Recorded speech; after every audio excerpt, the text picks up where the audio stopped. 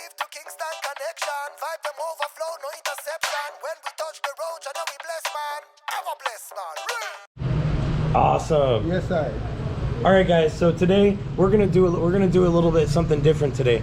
We're gonna talk a little bit about Jamaican culture and some other things that Mr. Mosha wants to talk about. Yeah, just Mosha is good. Mosha. Yeah, Mosha. man. So Simple. for the ones of y'all that don't know, we're here at Mosha's Raggae Lounge here in the beautiful Sosua on the north coast of the Dominican Republic. And this is a place that I've been wanting to stop by for a while, and I got a chance to. You guys, make sure you check out the restaurant review that's going to be on my review channel. But today, we are going to be just talking culture and Jamaican culture. So I'm going to let you take it away, sir, and let you tell the people. All right, so my name is Mosha. I'm a Jamaican, original, ancient monarchy. I am the first Jamaican restaurant to open here. First one. In the whole country? In the whole country. Okay. In 2010, I didn't even speak the language. So when I came, it was the channel goes out. No, it's on. The light goes out. Yeah. So I was taken to this gentleman. What's your name again, my brother? I'm Justin, Armyguy. Justin, the Armyguy. So Justin, blessed Lord. Bless. So I was telling Justin. He was telling me about his trip in Jamaica, and he told me he went to Tivoli and some of the stuff he experienced. That's beautiful. But what I wanted to say, you asked me, I was telling you something. Can you remind me what it is that I was saying to you about the dreadlock, about the name, So the name of my YouTube channel. So I was curious about, because if you search up Mosha's Raggae Lounge, that's his channel. Yeah. But it's under his actual name. Yeah. Tuv Yao. Tuv Yao. Tuv Yao.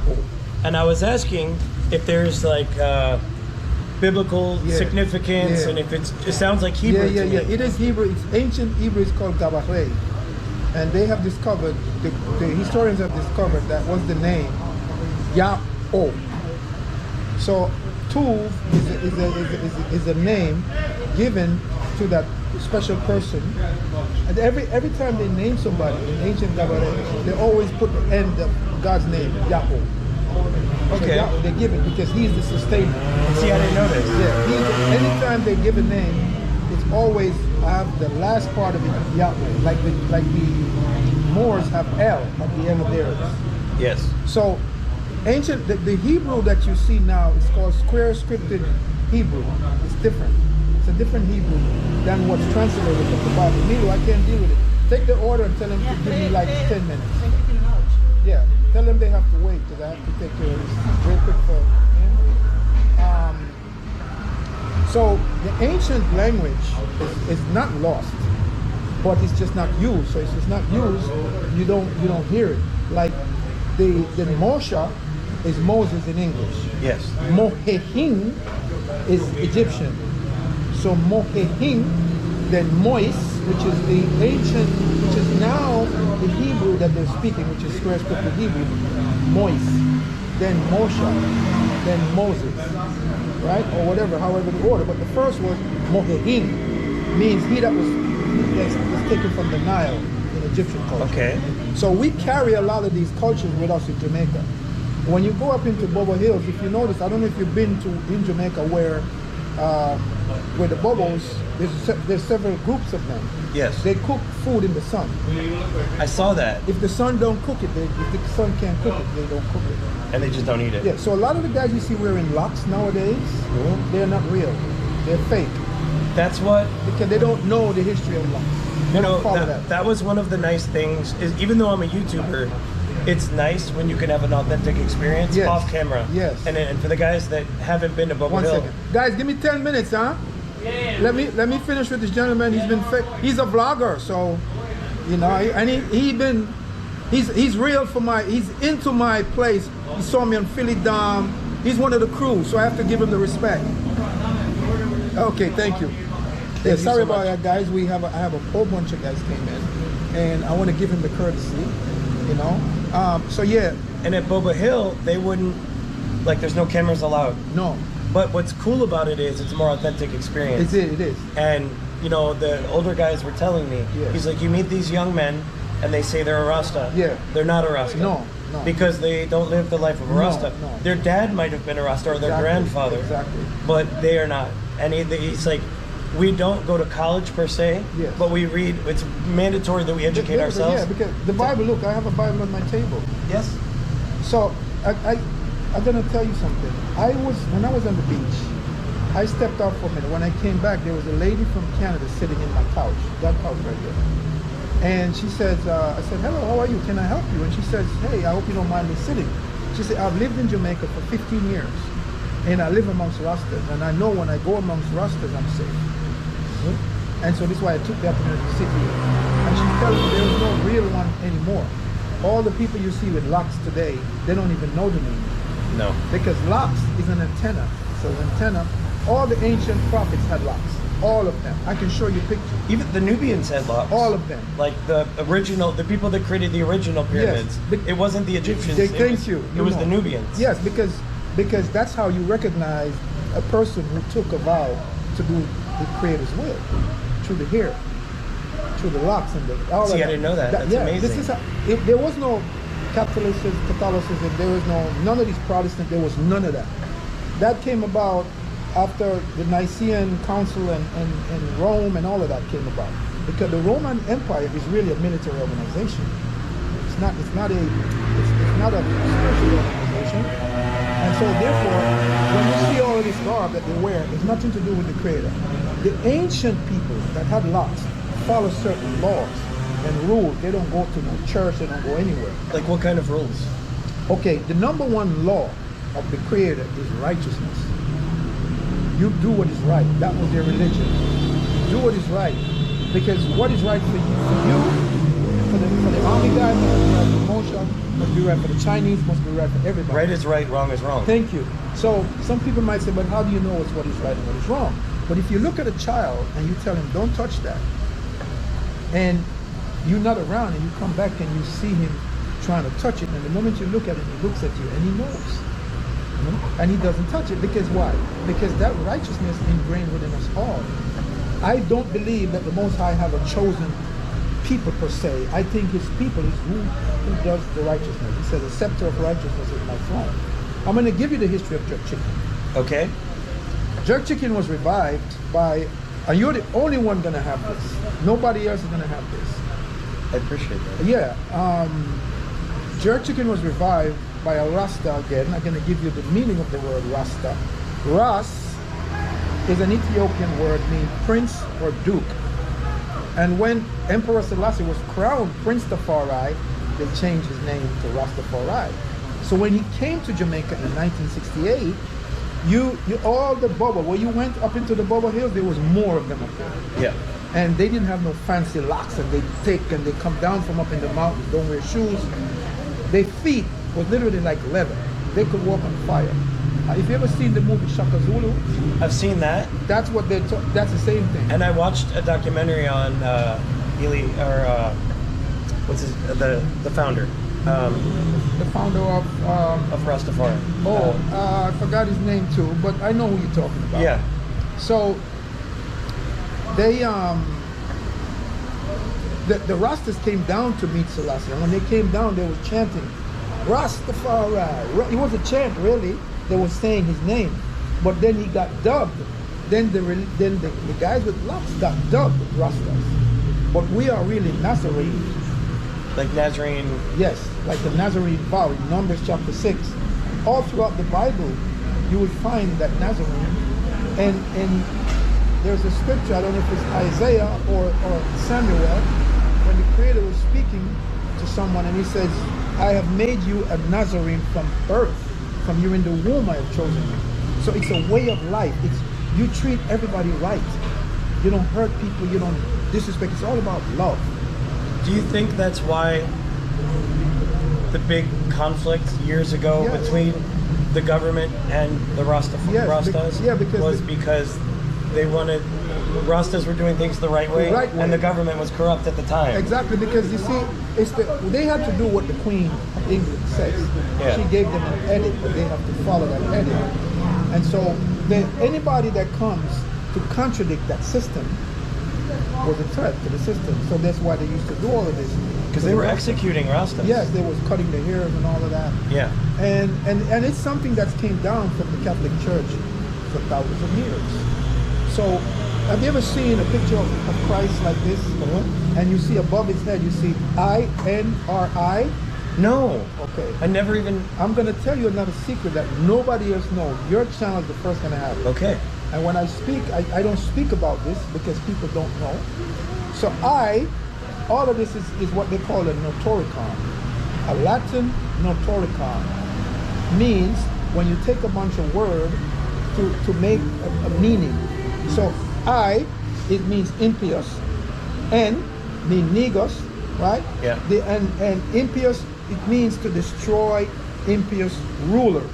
And if you was to come up against the system like they did with the Rasta, they're going to find a way to get rid of it. Which is what they were doing. And that's what, yes. Because it was like a genocide of Rasta. Yes, Rastas. and that's why they got rid of Bob Marley. Yeah. Bob Marley is not a musician. Bob Marley is a prophet. He's one of the last prophets of this modern time. If you listen to his music, since I was a Jamaican, since I'm a Jamaican, I live what Bob Marley said. I live there. And so Bob Marley was not a musician. All the guys in Bob Marley's group were spiritualists.